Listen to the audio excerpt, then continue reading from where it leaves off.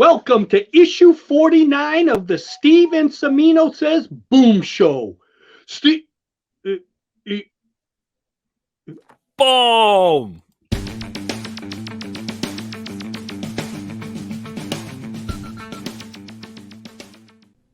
Hey everyone, welcome to Pop XP. And before the show starts, make sure to click that subscribe button and click the bell to get notifications when we go live and we upload awesome new content. And don't forget, if you can, make sure to share our stream on all your social media outlets. We appreciate it, and thanks for helping us grow the Pop XP channel.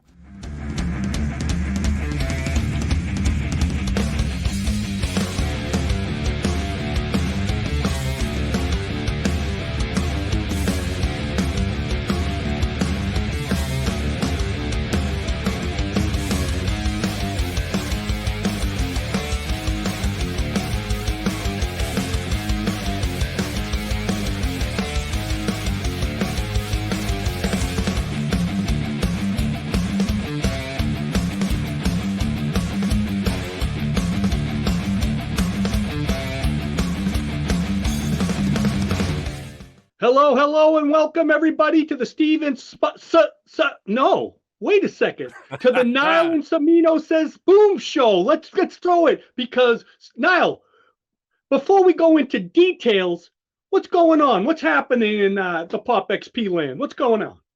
I'll tell you what's going on. First and foremost, though, everyone needs to look below, click that subscribe button, and smash that bell to get notifications when we go live and we upload some awesome new content like this interview tonight. And as you know, man, everything's golden on the Pop XP end. You know, we're producing great shows. People are loving it. We're growing. And I'm excited for tonight, man. We have a great guest I've been wanting to chat with for a long time. Oh boy. Now, you said that the Pop XP has grown, but for some reason, the Steve and Cimino Says Boom Show has shrunk a little bit. Why? I don't know where Steve went, you know?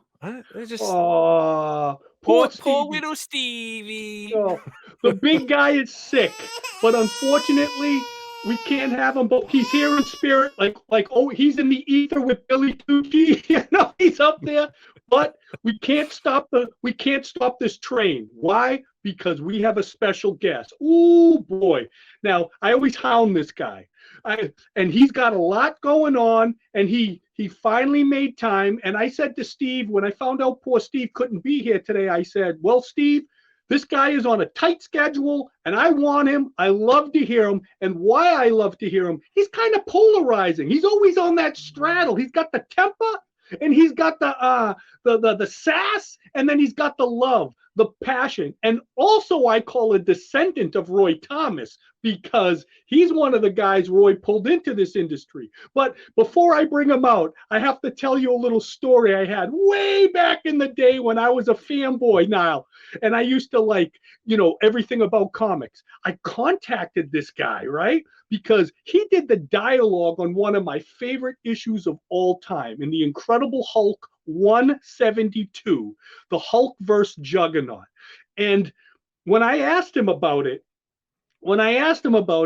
he was like, it was kind of an out of the bin job because it kind of got thrown to him and he did his thing. But I was just so fanboying out to the guy. And he's like, hey, listen, I've had enough of this. He goes, thank you very much, but I can't talk about this anymore. So I'm going to get him now face to face live, and I'm going to tell him, I don't care. We're going to talk about Hulk 172 again. So for further ado, this man, the creator of Black Lightning, the co-creator of Tigra and Oh Baron Zemo #2, and a whole host of other stuff. This guy should be getting as much respect as I think that we give him. Niall, bring out the man, the myth, the legend, the crazy Tony Isabella.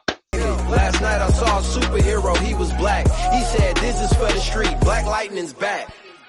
Hi guys. Welcome. You're now trapped in Cimino's corner. Yeah. Tony, once again, thank you so much for showing up. It's an honor. It's a pleasure. I love talking to you. I love your posts. Tony, before we get into the questions, I got to say, why I love your posts is amongst everything. you have still a love for this industry, even though at times it didn't love you back. And you always post up great stuff, historical stuff, and you can see that even though Tony can be a little rough around the edges, he still has love for this industry and love for the medium. And that's why I love you, Tony. And that's why I wanted you on, to get the word out. And I don't know if you remember, Tony, I hosted a panel with you and Roy, and I gave you a big hug on that too, because as much as this industry, like I said, has hurt Tony, and we will get to learn some of the ins and outs of that, he still loves it. And that's why I think that's why I have the utmost respect for you. You are a true ambassador of the comic books. I love you much. So thank you for being here, Tony. Well, I had to be here because otherwise you would have stayed in front of my house holding up the boom box. All my instincts, they return. The grand facade. Begging me to come on your show. I can be a little forceful. I can be a little, but I can be a little tough. But you know what, Tony? I love to have you because we have a great fan base, and I love the people to hear about the legends of this industry and the true stories, not the rumors, not sometimes the stuff they read, especially the journalism today on comics. They can't get the colors right. I mean, are you kidding me? But when they can hear it straight from the source, that's the thing. And our podcast is on the appreciation of you guys. So Tony and Niall, first off, Niall, what do you say about the big guy below? What do you say? I love the big guy. I love the big guy. I've been wanting to get a hold of him to get him on for actually a while now. When you said you were getting him on, I was like, this is amazing, because I am a huge Black Lightning fan. I love the Hawkman run he did. I mean, I am all in on this. And again, I love the post you put up too. You're very entertaining. You're definitely an ambassador for the industry. And I'm excited to, as our good friend Steve would say, dive into the weeds a bit. Into the weeds. Okay, Steve, see ya. You're not here, so we're with Tony now. So Tony, what we ask everybody, and I'm sure you've answered it a million times, but what was little Tony Isabella like, and then what prospered him with the comic books? What was the first? Give us the backstory of Tony Isabella. Well, I learned to read comics before the age of 4. Family members would read comics to me, and I wanted to cut out the middleman. So I would pay close attention to their reading it and the words, and I taught myself how to read and actually how to write. In kindergarten, I used to get pulled out of class frequently so the principal could show me off to visitors, as if she had a damn thing to do with my ability to read or write. But Wow. It got me out of kindergarten, which was always boring. I used to have these, if you remember the hard green plastic marked soldiers and such. Yes. Oh yeah. I used to make up stories with them where they would, play different superheroes. And it was when I was about 12 years old that I read Fantastic Four Annual #1, possibly the greatest comic book of all time. And while reading it, I suddenly realized that this was a job and people got paid for it, and I wanted that job. So from the age of 12, I pretty much taught myself how to write comics. I got a copy of Secrets Behind the Comics by Stan Lee, and for a while I was using that stupid 2-column format that was in that book. Oh my God, that's awesome! I still have some of those scripts around. I wrote comic scripts for fanzines. I wrote comic book stories that I would submit. And eventually, I got pretty well known. I was writing for just about every fanzine, and I went to, now apparently Roy was already thinking of bringing me on board, but I was working at the Cleveland Plain Dealer, a terrible newspaper. It was the tool of the rich and the powerful, and we were on strike, and the publisher called the mayor, the flaming mayor, Ralph Perk, who's at a ribbon cutting, set his own hair on fire. They used a blowtorch to cut the ribbon. The mayor who was there when Lake Erie the Cuyahoga River, caught on fire. So Perk sent mounted policemen to break up our picket line. I got knocked down by a terrified copy editor. A horse's hoof landed inches from my face. I got up, dusted myself off, went home, and called Roy and said, Roy, are there any openings at Marvel Comics, even entry level? And it turned out they were looking for somebody to assist Stan Lee on the British weeklies and other projects. So 2 weeks later, Halloween 1972, I'm walking into the Marvel offices to start my job there. Oh, wow. My, wow. That's awesome. Like so when you called him, I mean, after all that disaster, you said, what a, like a throwing the ball. I mean, throwing the dice. I mean, let me ask you something, Tony. If there wasn't any available for comics, what would you have done? Because it seems like you were fed up at the paper over there. Where would have Tony went to? I thought about going back to college to maybe teach. I thought about, I could have gone to work at my father's bakery. There were other things, but really, I always wanted to write comic books. I never saw comic books as a stepping stone to movies and TV the way several of my peers did. I wanted to do comic books. I still want to do comic books. Yeah. So yeah, no, that's always what I wanted to do. It was my first love as far as career goals. I've now been in the business for 50 years. I think I've done a lot of good work. I think I've entertained a lot of people. I think I've educated a lot of people. I think I've pissed off a lot of people. But it's my chosen field.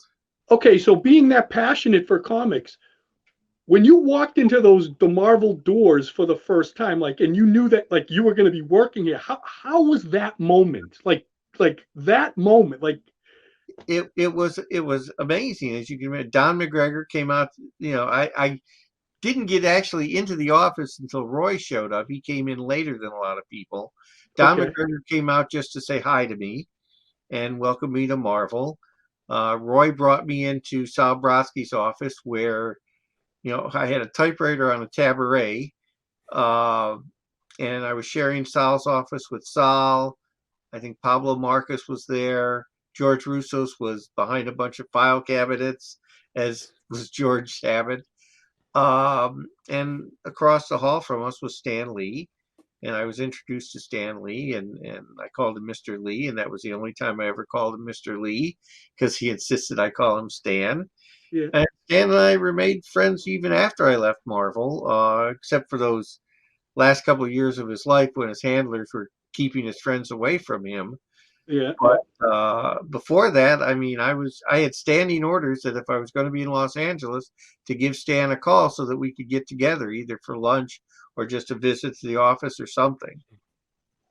Wow. That's That must have been so amazing. I mean, just saying, once again, being a fan of this stuff and then going there and getting the greeting and then meeting Stan, because I'm sure you hear about him in the comics and stuff. He was the reason I got into comics. He was my he was the driving force. It was after I was in a sense an editor of the British weeklies. So I'm handing out assignments to people who people who I'd grown up reading their books. When I became an editor of the black and white magazines, again, I'm a very young editor working with guys who have been in the business forever. And one of my few regrets is that I suppressed my inner fanboy. Now that I think about it, I could have sat down with so many people and interviewed them and got information from them. I heard so many great stories from guys like Mike Esposito and Frank Giacoia. But I had to suppress the inner fanboy because, in a sense, I was their boss. And it was like a scary thing, but also very satisfying. In a lot of cases, I found I liked working with the older guys. Because I wrote very tight plots or even full scripts for them, and they appreciated that because some of the Marvel writers did very thin plots, and in effect, they were making the artist the writer, or at least the co-writer. And I felt, no, the writing's my job, and it's Right. the artist's job to take that story and visually, make it work. And I even remember I worked with Frank Robbins on several books, and Frank and I became very fast friends. And Frank was certainly a guy who could do it all. Great writer, great artist. But Frank wanted panel by panel plots. And then I would bring them over to wherever he was living at the time. And we'd go over them. And Frank would give me everything I asked for, but find ways to add little bits of business. After a few issues, we had our rhythms down. He would actually draw in the balloons before I dialogued the art. And once or twice he put off-color jokes in the balloons, at least one of which I adapted and used. Wow. Yeah, no, so I had I was working with terrific talents. I had a chance to give first or early work to some really guys who turned out to be, giants in the industry, like George Perez and Arvil Jones and Keith Pollard and Pat Broderick, Bob McLeod. I was the guy who hired Tom Orzechowski, Oh, Wow. one of the best letterers of all time. Yeah. It was great. I mean, I burned myself out. I did two things when I lived in New York. I worked hard and I played hard. And it got after a few years of that, I realized I was going to die young. Wow. And by that time, Roy had stepped down, and things were a little chaotic at Marvel. Oh yeah. Yeah, people in charge didn't look at me as an asset; they looked at me as competition, and that made things difficult. Even though in later years that was no longer an issue because we were friends before, and we got back to those friendships. But I just felt, well, if I go to Ohio, move back to Cleveland, they'll realize I'm not after their jobs. That wasn't as successful as I would have hoped. But it's a choice I made. I was close to my family. I was closer to my future wife, Barb. So it all worked out. Oh wow. Go ahead now. Yeah, I actually want to go back a little bit though, because when you were leaving that that publication, that newspaper that you were at, you talk about calling Roy, but how did you build a relationship with Roy to even make that phone call? Oh, Roy and I, would talk on the phone. He'd sometimes get pissed off by things I wrote in fanzines. I was a stupid fan. Many of us were. But I'd see him at conventions. We'd correspond. I had some, I was corresponding with several people who were really helpful to me. Roy, Steve Englehart over at DC, Murray Boltinoff, and Dick Giordano. So I was become, Marv Wolfman, Len Wein, were convention buddies. So yeah, that's how I got to the point where I could call Roy and talk to him. Wow. And Tony, I want to ask you about one of your first early ventures doing something at Marvel. You were doing some of the Marvel calendars, correct? I did one Marvel calendar. Roy had done at least one previous to me, and didn't have the time to do the bicentennial calendar. Okay, the 76. The 76. So that was the one I did. That even had a little drama to it because the then editors didn't feel it was within Roy's power to give me the assignment, but Roy was the editor, was technically the editor of the calendar. So he gave me the job. They tried to take it away, but I went to Stan and Sal and I got it back. Good. It was a wacky thing. I had to come up with these, bicentennial Revolutionary War themes for the artworks. The artwork is kind of goofy, but it's some beautiful artwork there. Oh yeah. And I'd write copy for it. I wrote, would add birthdays. In fact, my lifelong love of reporting birthdays comes from that calendar because I had the list of all these, writers and artists. And back then, greeting cards were not expensive. Postage was not expensive. So I started sending birthday cards to people just because I felt people should be remembered. And I remember Gene Colan telling me that was the first birthday card he ever got Wow. from somebody in the comics industry. Oh, wow. After I got back to Cleveland, I couldn't afford to do that even at those low prices. But eventually, Don and Maggie Thompson started doing these, birthdays every week well, I bet they had done these birthdays in a book called Comic Book Creators or something like that.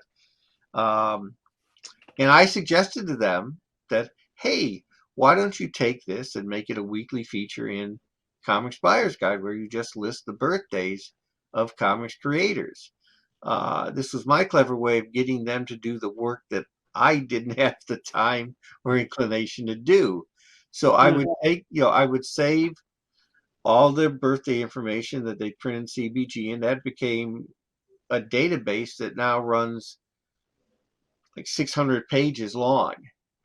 That you've seen on my Facebook page. I run my basic list of birthdays. Oh yeah, all the time. Yeah, historical notes and remembrances, and it's gone beyond comics.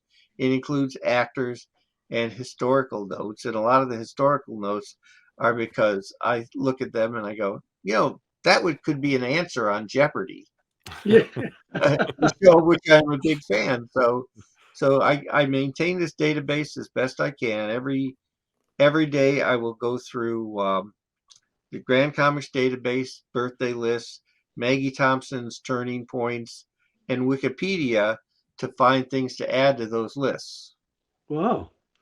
Well, another obscure Marvel thing you did was, how did you feel when the Power Records came out and you had like that come on, that had to be when I asked Roy these things, he was like, I didn't even know. What did Tony Isabella say when he had the Captain America Power Record with the first appearance of Pansy? I was horrified by how much they cut out of the story and how bad the voice acting was. I see, Falcon. I see. Do you? Do you really? Then know that your treacherous eyes gaze upon the face and form of the Phoenix. Know, too, that you'll not escape. And then I think, is that the one where John Byrne actually did the voice of Baron Zemo? I don't know. I think so. It was an embarrassment. And I didn't get any money. It wouldn't have been as big as embarrassment if they had paid me on it, but they didn't.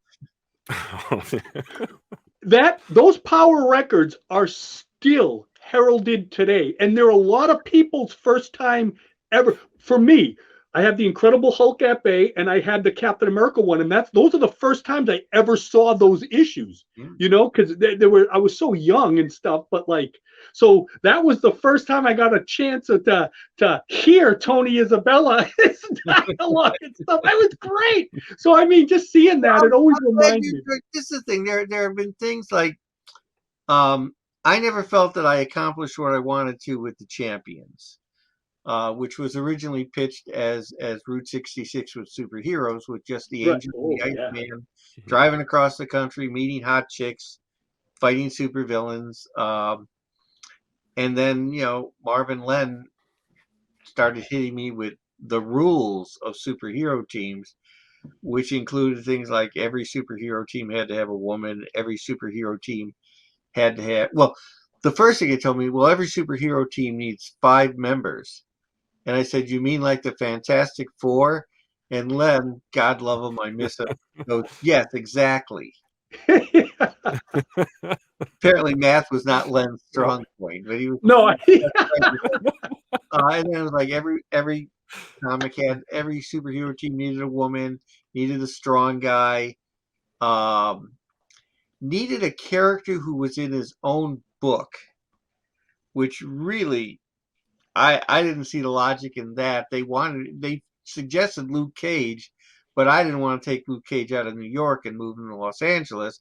I was writing the Ghost Rider, so I figured, I can write the Ghost Rider out from time to time by keeping him too busy in his own book. But yeah, that's, and I felt I like the idea. I would have rather done the Route 66 with superheroes book, but I thought, well, okay, these will be like heroes for the common man. I'll have the angel use his vast wealth to set up a foundation, and I never felt I quite achieved what I wanted to achieve with that. But there are fans who love it. Yeah. And so I've come around to saying, well, I've reread they reprinted the issues. I did an introduction for one of the Marvel Masterworks, and I came to appreciate those issues a lot more than I did at the time I wrote them. Yeah, and that's a team that's still remembered today, and they still come back. That Yeah. was a great team. Oh my God. I do feel it was an accomplishment to get the 5 of them together. Oh, great. A Greek god, a Russian spy, 2 mutants, and a demon. And you always had Hercules and Black Widow. They were Yeah. lover spats were coming left and right, left. Even Hercules was like, oh my God, like she was like on his level. So Yeah. just a temperamental. Black Widow was, to my mind, the leader of the team. But yeah, people like it, and now I get it. For a comic that sold as badly as It the Living Colossus, although I was told it was a sellout in Chinatown, I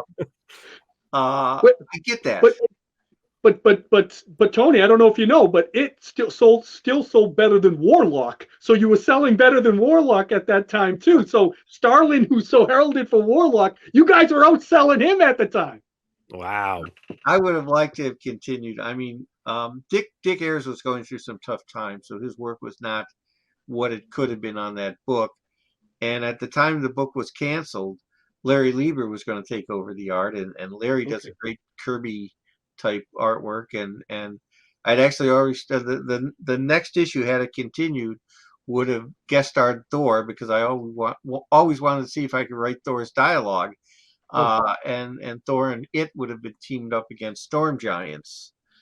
But there was no, I mean, there were some subplots that I had planned out. But mostly it was like, what giant monsters do I want to write this time? Now, Tony, before I give it to Niall, was there a little controversy with if I can remember during the grapevine, like just in my mind, I could be wrong here, but was there a little controversy with the champions? Was there ever any like debates or something? I could be wrong here. Is there something that ever came up with that you might know that am I crazy thinking that? The one champion story, I never got any controversy after I had let them know that I was leaving for DC. I had wanted to finish out.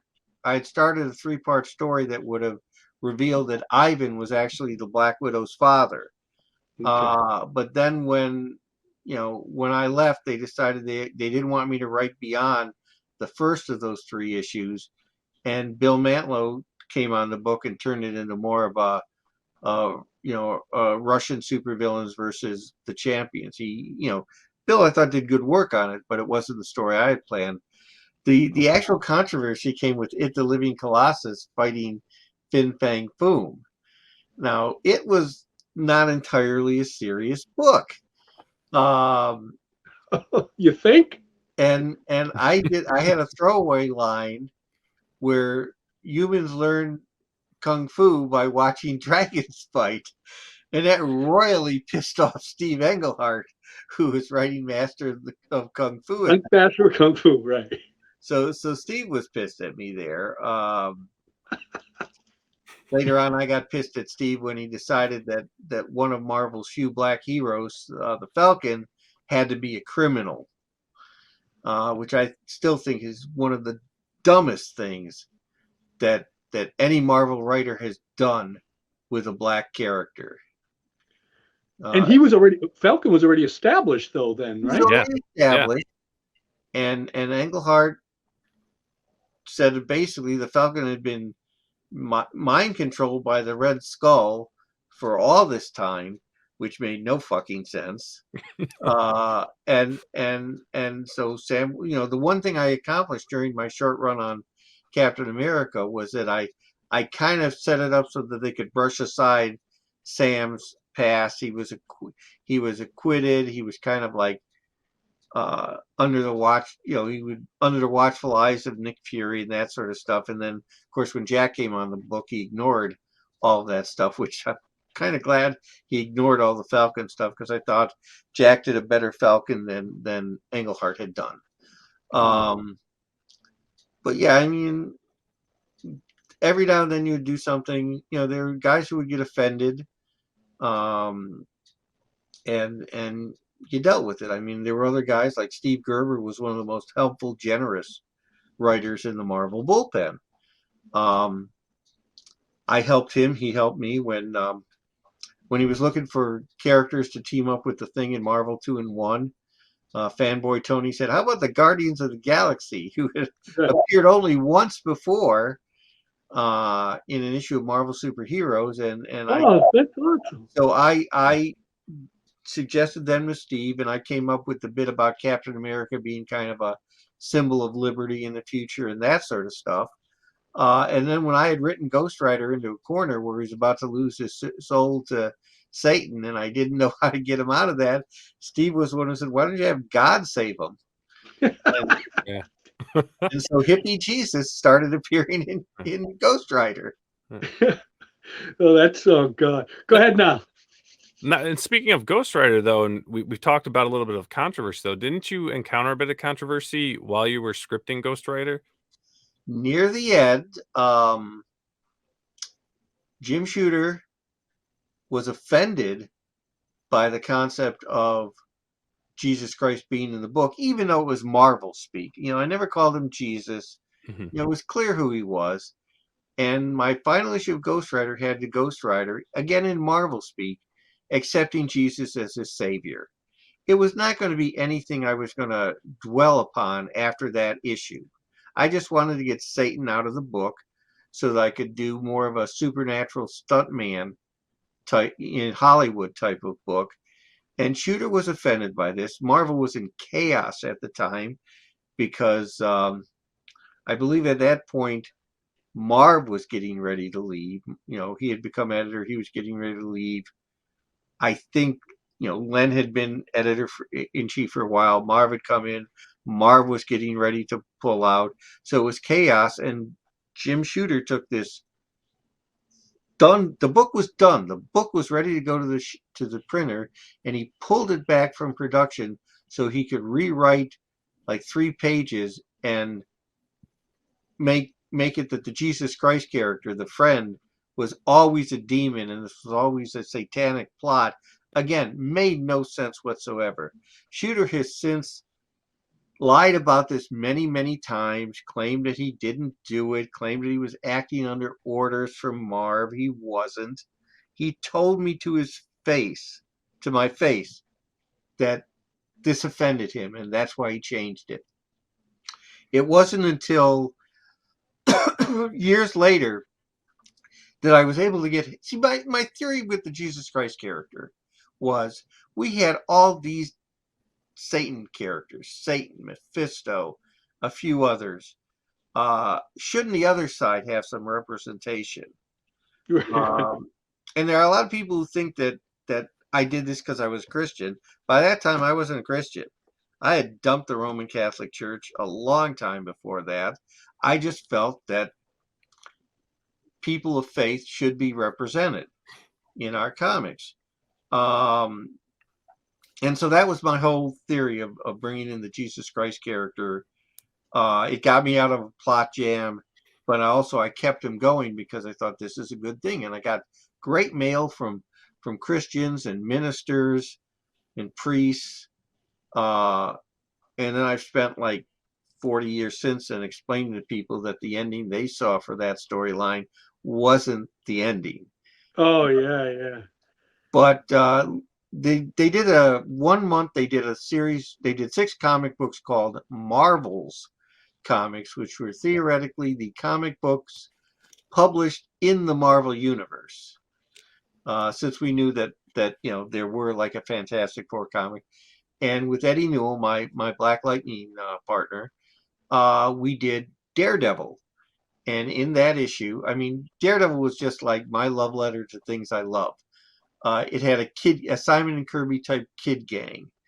It had a demon who possessed a demon who, during a battle with angels, got a glimpse of heaven and was determined to redeem himself so he could get to heaven.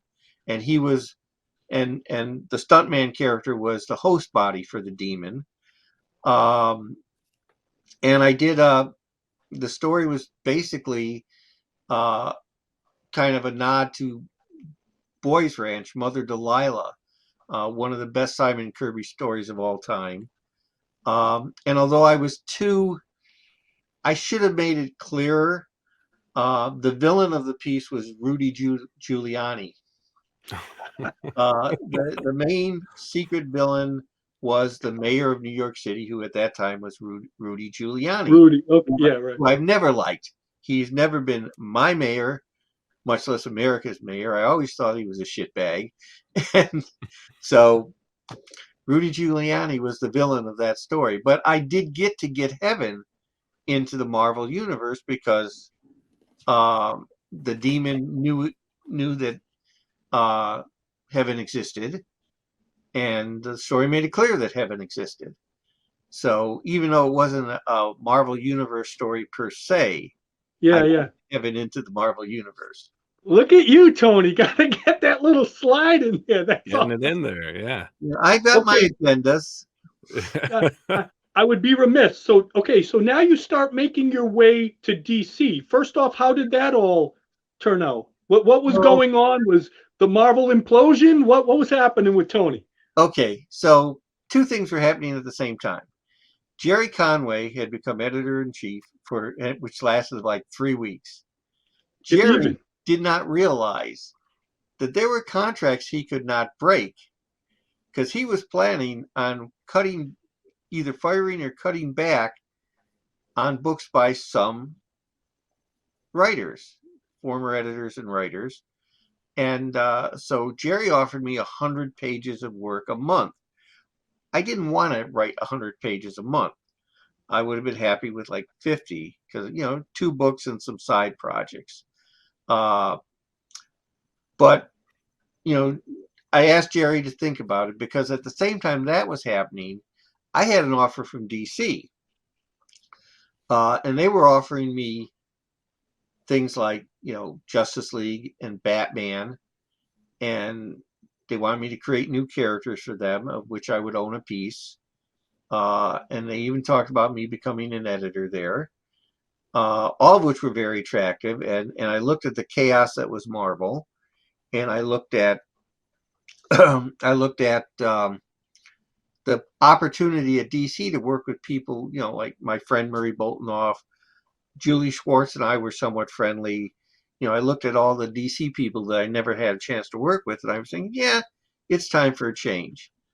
But I tell DC, I accept DC's offer, but I tell them, don't announce this yet. Monday morning, I'm going to go into the Marvel office and tell Jerry that, I can't accept his offer.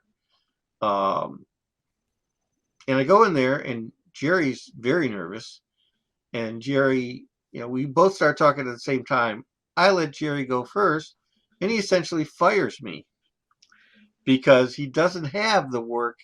He not only doesn't have the additional work that he had, offered me. I can't, he needs my books for other people, including himself. Well, I wasn't happy about this. Nobody likes to be fired, even if they're planning to quit. But I took it in good grace because, hey, I'm going to go across the street and take the DC job. So Jerry thanks me profusely for making this easy for him. We try to figure out what I'm going to finish up there.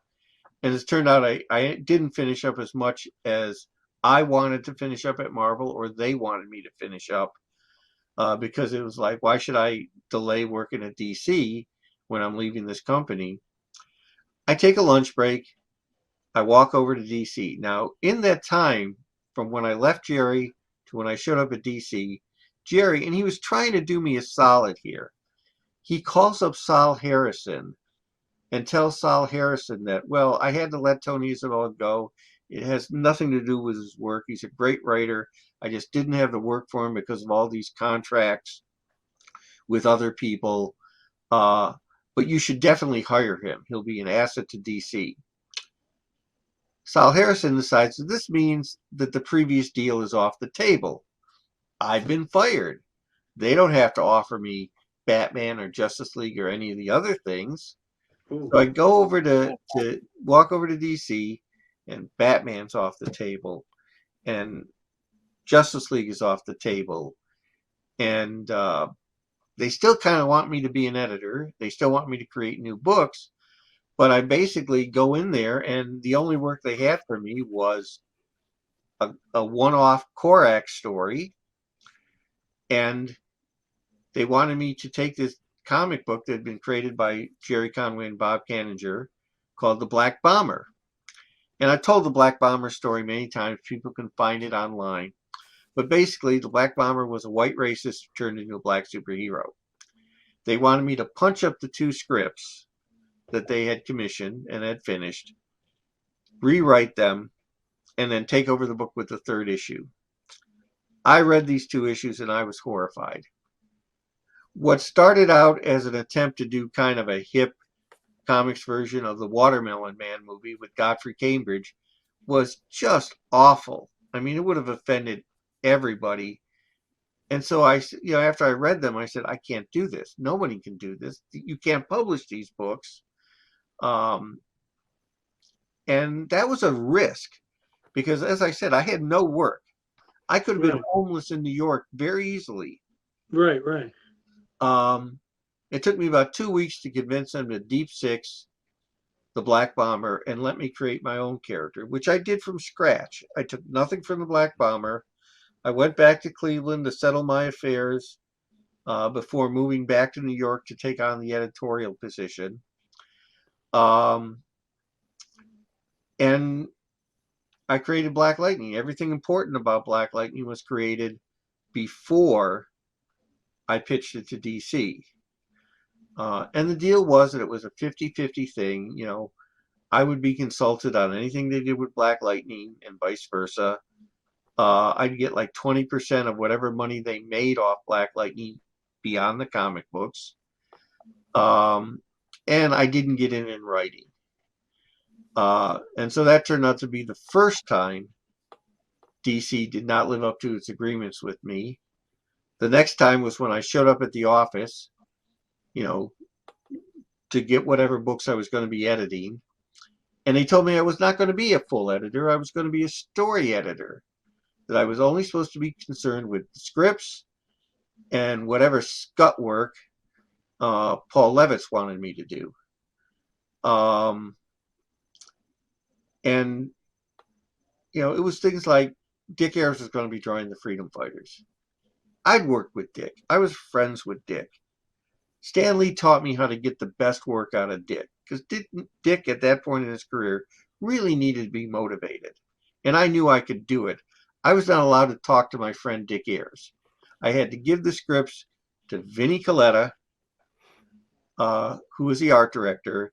And if I had notes, I had to give them to Vinnie so he could pass them on to the artist, which Vinnie didn't give a shit about. Vinnie's job, as he saw it, was to close his office door and do his freelance work while drawing the art director's salary. So again, that was the second time DC screwed me over. It only lasted 6 months because things like I'd be in a story conference with a writer, and Levitz would come in with a letters column from some book that wasn't even one of my books and want me to proofread the letter column. And I said, well, I'll do it as soon as I finish this conference. And he said, no, you do it now. The writer can wait in the offices until you're done. That sort of stuff. I was disrespected. And while I made some very good friends there, like Jack C. Harris, it was clearly untenable. I was unhappy. And so after 6 months, I went back to Cleveland again. That must have been a great disappointment, being a fan of the comics, and like and then now you're getting into the politics of that and what happens. And I know I'm going to bring up a touchy subject here, but I want to hear you talk about it, because the other big thing was when I was a little kid, I remember seeing the ad for the Black Lightning. I remember the ad. And what did I say? Wait a second. That's Black Vulcan. Who's that? I was like, I'm a Super Friends guy. And I'm like, who? What is that? Well, that and was then, as I get older and more educated, I'm like, wait a second. Tony, out of all the things that probably stuck in your craw, tell us about that, because that is something that I want the public to know. I was told that Black Lightning was going to be in the Super Friends. And I was very excited about this. The money wasn't going to be very good. I mean, Hanna-Barbera was cheap. I would have gotten, let's say there were 10 DC characters in an episode. I would have gotten I would have gotten 1/10 of whatever they got. And I mean, 20% of 1/10 of whatever they got. So it wasn't never going to be a lot of money. Show comes on, and all of a sudden, who's this Black Vulcan guy? And I later found out, not much later, that DC, which should have paid me out of their end, demanded that Hanna-Barbera pay extra for Black Lightning so that they could, they'd be pumping up their own profit from the show because they would get 80% of that extra money. And Hanna-Barbera said, no, we're just going to steal the character, which they did, and DC let them get away with it. And that was the final straw for my first stint at DC, because the last issue of Black Lightning I wrote was called The Other Black Lightning, and it was about a woman called Barbara Hanna who had a Black Lightning impersonator dragging around the country. Now, I no longer blame Hanna-Barbera for this. I mean, yeah, they were cheap and sleazy, but it was DC who triggered this. All DC had to do was pay the money they had agreed to pay me, and they didn't. Joe Orlando knew what I was doing, and God bless him, Joe, who was a terrific guy, made sure that issue got through. But yeah, so I mean, my whole history with DC, and I've done some really good work there, with Black Lightning and Hawkman. But my history with DC is a history of them not living up to their agreements with me. Even if they live up to the very letter of their agreements, which they don't often do, they violate the spirit of them. While I was recreating Black Lightning and Black Lightning Cold Dead Hands, which I thought was going to be the start of an ongoing series, they had already planned to turn Black Lightning into Batman's house Negro in the Outsiders book. Here's a guy who cares about his family, his students, and his community above all else, and he leaves all that to go live in an apartment paid for by Bruce Wayne and do Batman's bidding. I joked, and DC didn't like this joke, that, yeah, Bruce Wayne would leave the money on the end table for Jeff Pierce. And they just continue to do awful things with Black Lightning in that horrible Batman and the Outsiders book. Again, I'm not referring to the Mike Barr book, which was very well done. Mike Barr crafted an adult relationship between Black Lightning and Katana. It was not sexual. It was not romantic. They were friends. And of course, the limited minds of DC editorial today decided, well, they're both on the same superhero team, so they should become lovers. They did a series of stories where Batman was experimenting on Black Lightning to increase his powers. And this is the same time the TV show is doing episodes on how Black people are being experimented on by the government with this green light drug, echoing back to the Tuscany experiments. And while the TV show is doing that, Batman and the Outsiders is doing Batman experimenting on a black man. And then I guess in one of the spin-offs at some point, Black Lightning turns into a living lightning bolt living in Katana's story. This is stupid. This is stupid. It is not fair. Any relationship. I have a Facebook page called Tony Isabella's Authentic Black Lightning Group. And it is for authentic portrayals of Black Lightning. And since I left, and since I finished Black Lightning Cold Dead Hands, outside of the TV show, there have only been 2 authentic appearances of Black Lightning. One was in John Ridley's The Secret History of the DC Universe. And the other was a story that appeared in the recent DC Power, a celebration book that just came out. A story that, again, this shows the disrespect DC has for not just me, but for my creation. They didn't even advertise that there was a Black Lightning story in there.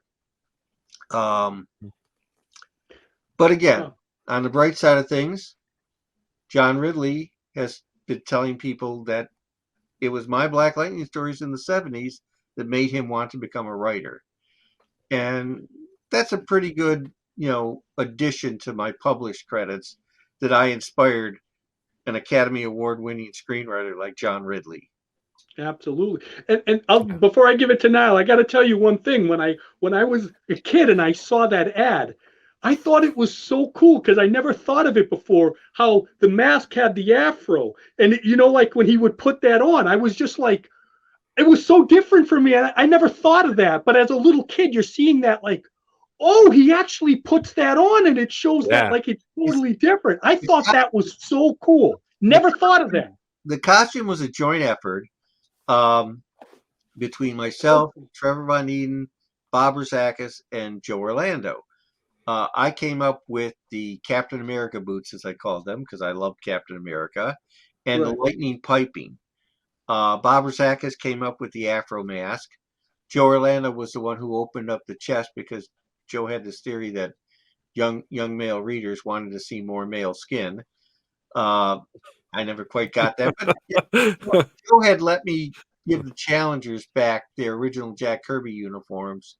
So I was going to let him have this on Black Lightning. And then Trevor pulled it all together with a few ideas of his own. So there's like 4 people who came up with that costume, with kind of Jack Harris, supervising the whole process. But yeah, it was, Trevor was, I thought I was going to get to pick my own artist, and I was planning on trying to steal Ron Wilson or Arvil Jones or Keith Pollard from Marvel. Then all of a sudden I'm told, well, this kid Trevor Von Eden is going to be drawing the book, and I wasn't going to crush a kid's dream, not that I could have. And Trevor was thrown into the deep end of the pool and did a great job, and he's developed into a terrific artist who, like myself, is someone DC Comics will likely never hire again, because Trevor's pretty good at pissing off people himself. And then, of course, 2 years after I created Black Lightning, 2 years after every Black Lightning story had created by Tony Isabella on it, I inquired about buying the character back from DC, and Paul Levitz decided that Trevor was a co-creator. And they literally stopped Trevor in the hallway and said, well, you're now a co-creator of Black Lightning. And they did that because they were afraid I was going to sue them. Because, of course, if I wanted to sue them for the character, the first thing I would do is offer to buy it back. But, again, that's DC. People say, I insist on being called the creator of Black Lightning. If you want to call Trevor a co-creator, I don't think it's accurate, but I'm okay with that. Trevor deserves credit for the work he put into the original series. In fact, during the latest negotiations with DC a few years back, I was offered the solo credit back, and I knew that if I had my solo credit, they would never give Trevor another dime. So the current credit, which idiots like Rich Johnson over at Bleeding Cool refused to get right, and of course the idiots at Comic Book Resources refused to get right, it's Black Lightning created by Tony Isabella with Trevor Von Eden. I wrote that line. With is very ambiguous, which is how I wanted it. It ensured that Trevor kept getting money. And yet so many people just refuse to get that right. And it was on every episode of the TV show. It was on pretty much every issue of Cold Dead Hands. It's been on other things where Black Lightning's appeared. And yet, comic resources can't get it right. I don't think it's not that they can't get it right. They don't want to. And Rich Johnson's just a dick. So, he And I don't buy the skin on that guy. Yeah, I don't buy the skin either because Spider-Man did just fine. I don't know. Without Joe. Go ahead now. So I mean, you brought your creation, to print. You got the stories out there, and then just a few years ago, I mean, it hit the CW as a series. How was that experience for you, seeing the adaptation from what you created? That had to make Tony happy. That had to be onto the small screen. First off, props to Jeff Johns, who made sure that I had a new agreement and a better agreement with DC before he would have them start work on a Black Lightning TV show. Before they hired anybody on the show, I was asked to write a core values paper on the character, and they didn't follow it exactly, but they followed most of it. When Salim and Mara Akil were hired as the showrunners, and they're brilliant, good, creative people, we had all sorts of conference calls. And Salim flew me into Burbank to spend a day with the writers of the show. So I felt, and even just seeing some of the initial things, I saw a lot of myself in the show. There was always this great respect for my work in the show.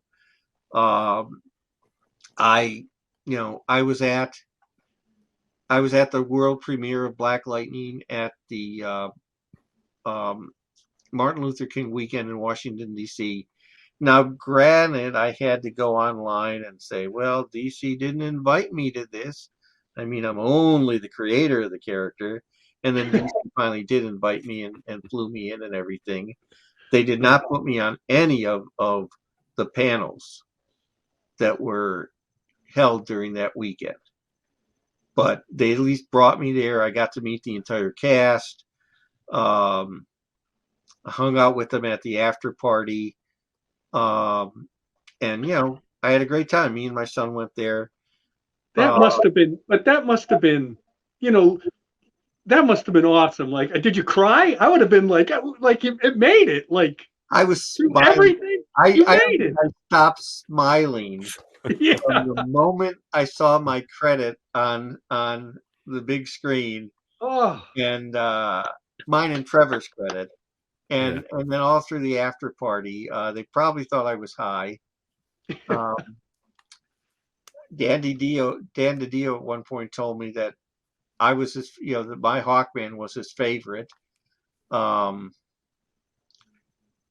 so, it was a good time. It was a really good time. Then I would visit the set a couple of times a year, where I'd go to the after party. I'd be on the set for a while. It was a fascinating experience. Hundreds of people would come up to me and thank me for their jobs. Yeah. I became friends with several of the cast members, and have kept in touch with them. I was occasionally consulted by actors and writers and directors, just asking for my input. And I appeared in one episode as a judge. Yeah, I was going to say that. Was it the last episode? Yeah. No, I saw that one, Tony. Cracking up.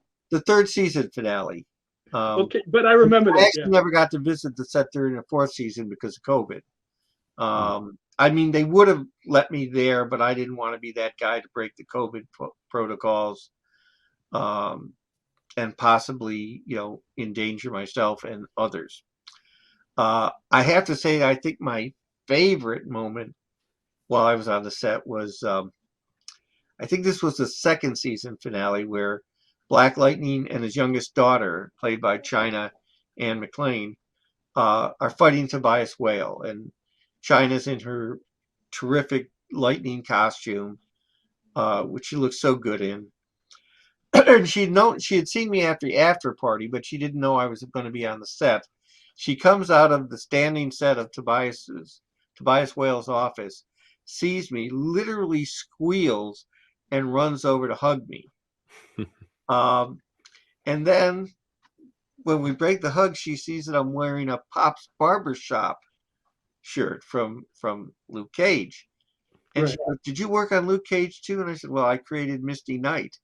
And she goes, "You created Black Lightning and Misty Knight?" Another hug. "You are the coolest guy ever."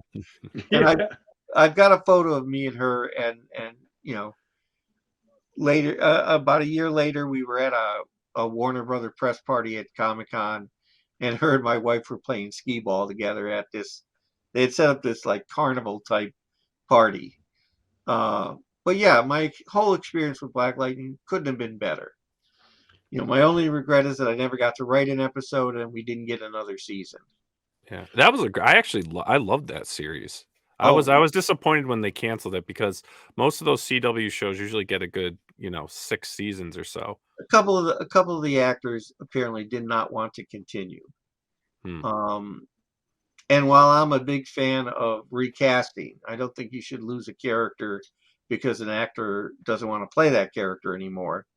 I understood the reasoning, and the CW was getting all chaotic, and so was DC's.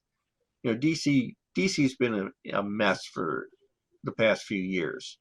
Yeah. So I understood. Two of the actors on the show did ask me when they found out the show was ending. They asked me if I could come up with a spin-off with their characters, which I said, well, let me think about it. But once they put that idea in my head, by the next morning I had created a new TV show, and it did get as far as Salim Akil trying to pitch it, unsuccessfully. And what I'll do eventually, I will take this idea, which is unlike any superhero show you've ever seen on TV, for that matter, unlike any superhero comic book you've ever seen, and I will remove the DC characters and restructure it without them. Wow. But Very Tony, cool.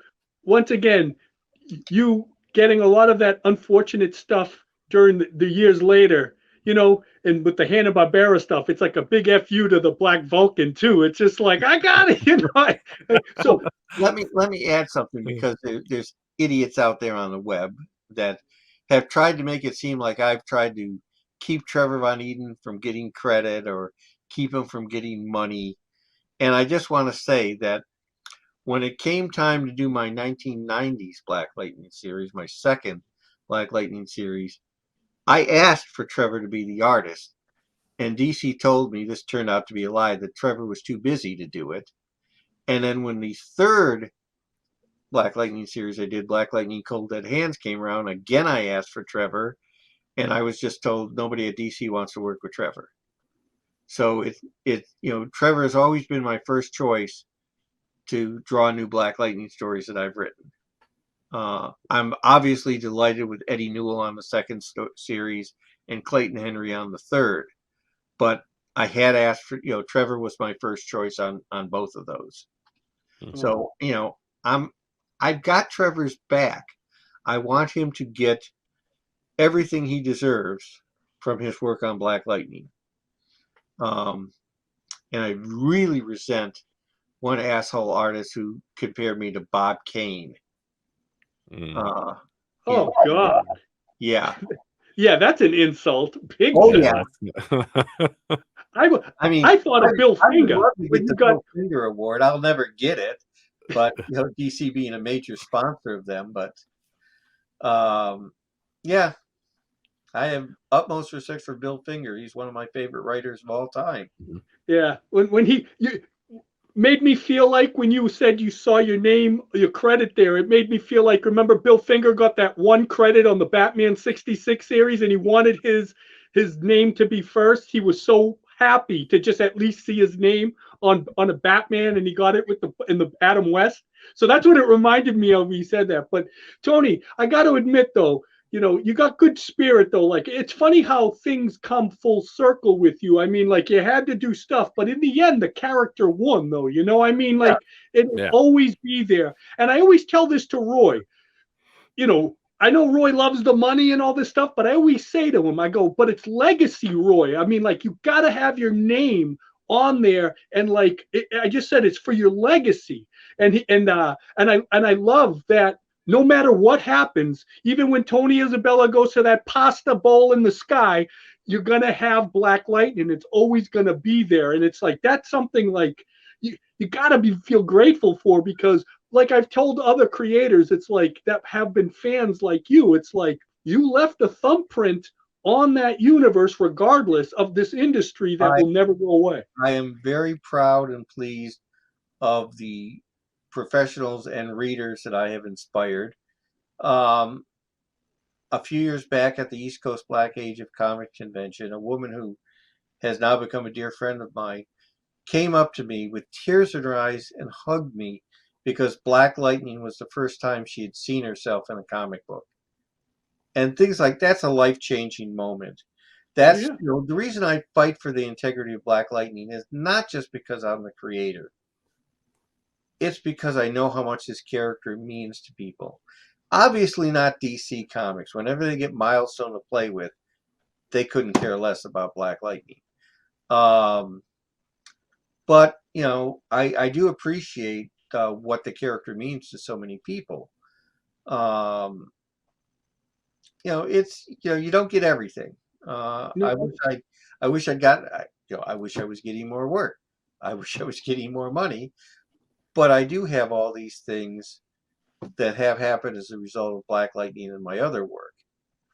And as far as for when I hit the big pasta bowl in the sky, that's not my afterlife plans. My afterlife plans are to become an avenging spirit. And I'll make the Spectre look like Mr. Rogers. Sure. A lot of bad people are going to suffer. Go ahead now. Yeah, I mean, so now, with all this going on in anything, I know, you say, you're still very passionate about comics. We're also in a time where, self-publishing is becoming big with creators from, all facets of the industry. Are you currently trying to working on any new books of your own? Yes, but here's the problem with that. I'm a terrible businessman. I learned that from my comics career. I learned that from when I had a comic book store in Cleveland, which was the most successful and popular comic book store in Cleveland for 11 years. And I still ended up, having to basically sell the assets to pay my taxes. So, yeah, I'm a terrible businessman. And I don't have the energy to both self-publish and create. So what I'm doing now is creating. I write gags for Last Kiss, which is a syndicated feature created by John Lustig that appears on Go Comics. We take random panels from public domain romance comics and write gags for them. I'm currently, I just finished, and it probably runs about 26 or more chapters, single panel gags, a thing called the Loves of Abby Amore, which was a continued story drawn by this hot young artist, Frank Frazetta. You might have heard of him. Maybe. We found a Frank Frazetta romance story, and we threw up panels in the air, and and I've created a new story with that artwork. Wow. And seems to be very popular, and it'll be a few more weeks before it ends in the strip, but I've now finished writing it, and I'll go back to writing one-off gags. I'm working on I have all sorts of ideas for comic books. I have things that were pitched to DC that they did not accept, in many cases after telling me how much they loved the idea, and then they didn't pull the trigger on them. I have books, I am currently starting work on a book on Christmas horror movies. because after comics, my next love is cheesy monster and horror movies. Right, right here. I'm hopeful. I had a publisher for these. Unfortunately, illness has prevented him from continuing to be a publisher. So, as I write this book, I'm hoping to find a publisher for it. I go to conventions when I'm invited. I don't get invited to a lot of conventions. I get invited to some, but not a lot. I am the one I'm most excited about right now is that in April, my wife and I will be going to Singapore for a comics event. They're a one-day comics event. The people I'm dealing with are absolutely lovely. They're covering, all expenses, and even expenses for my wife and I to stay a few days afterwards to see a bit of the country, and they're going to provide a tour guide. Nice. And then, this is like, we're going to introduce Tony to Singapore in April at this one-day show, and then he's going to come back in September for a 2-day show. So I'm open to doing international conventions. I'm open to a lot of things. I just got, I don't want to talk about it yet because I don't like to talk about things until I've actually started them or finished them. But, an old industry friend just gave me an assignment to do a comic book from a South American country. It's one issue at this point, but so like I said, I'm going international apparently. There you go. The band's going to, and winding this down, Tony, I just want you to know that despite everything that's going on in the world, we got everybody, it's so polarizing, everybody's fighting, but the one thing that people can seem to agree on is these superheroes. It does not matter if it's Africa, if it's Europe, if it's down Argentina, wherever it may be, people still love these characters, and you have a hand in that and why that happens. So, I mean, I'm glad you're getting the adulation for it, but that's what you mean to the industry, and that's what you mean to me, because you are one of those guys, like I said, that put a print on this industry, that was a fan, but then also you're in some way, as crazy as this world is and how much everybody's fighting, you're a little band-aid in this chaos, because you're part of that. You're part of, this is why, from Stan Lee, Jack Kirby, Roy, Steve Ditko, there's a Tony Isabella in there too that's also helped with this, because somewhere out there, despite they may not like this or that, there's somebody out there that loves Black Lightning. There's somebody that wants to be Tigra. There's somebody that's trying to fight his wife as Baron Zemo. Somebody, somebody's getting their champions together. Misty Knight's getting her little guns out there. And I mean, you're part of that. And I just want you to know that. And I honor you. And that's what this podcast is about. It's honoring your contributions, not just to me, but to the whole world, but to me. So I thank you. I thank you for being here. I like I said, I respect you, and I know, and I do love when you sometimes go off the hinges. It's like, there he goes, there goes Tony, there he goes. It's like, but I know in your part, you're passionate, and your passion speaks volumes in your characters, because hey, the best thing any artist can do is they want their work to outlive them. And Black Lightning is never going to go anywhere. If there's anything that you can be remembered, somebody in 100 years from now is going to be like, oh yeah, that's Tony Isabella. I like Black Lightning. I mean, what more can you ask for? Yeah. I'm trying to make a statement, but I can't make a Black Lightning statement. So So thank you very much for being here. And Niall, any last words to Mr. Isabella? Yeah, I just want to thank you for coming on. Like I said, I've been wanting to get you on the channel for quite some time. Been a huge fan of your work with Black Lightning. I think it's one of the best characters that ever came out of DC. I'd like to see more of it, to be honest with you. I really would. And again, I loved your work with Hawkman. And I think you did some stuff with Comico too, correct? Cimino, yeah. Sorry. I did. I worked on Justice Machine, which is probably not the best concept ever. I had to gloss over some stuff that just didn't make sense, but people liked it, and I'm not going to argue with the people who liked it. basically, I'm happy to do things like this. I like to remind people that I'm not dead.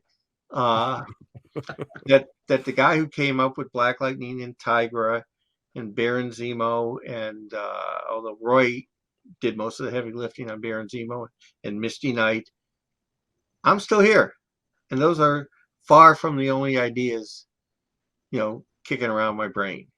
Yeah. I'm here. Treat me fairly. Offer me fair deals. You can get some of that. And hopefully we can get another Power Records out of you. Yeah. All right, Niall, get us out of here because Steve's not here. Bomb. Hey everyone, thank you for joining us on Pop XP. If you haven't already, make sure to click that subscribe button and also click the bell for notifications when we go live and we upload some awesome new content. Also, don't forget to head on over to Twitter and follow us at the Pop XP and over on Instagram at the Pop XP. Thanks again everyone, and we'll see you soon.